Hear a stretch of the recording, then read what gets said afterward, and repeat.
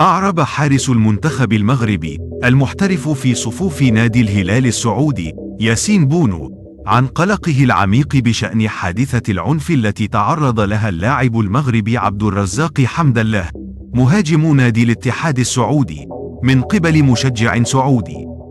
وفي تصريحات لوسائل إعلام سعودية، أشار بونو إلى أن الدوريات الأوروبية تفرض عقوبات صارمة على مثل هذه الحوادث، مما يساهم في الحفاظ على الانضباط داخل الملاعب، داعيا إلى عدم تكرار مثل هذه الأحداث في الدوري السعودي.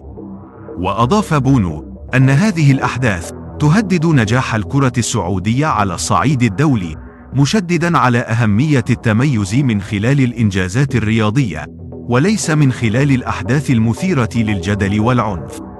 وختم بونو تصريحاته بالتأكيد على ضرورة تجنب تكرار مثل هذه الحوادث المشينة، مؤكدا أنها تمثل تحديا لسمعة الكرة السعودية وتنافسها العالمي.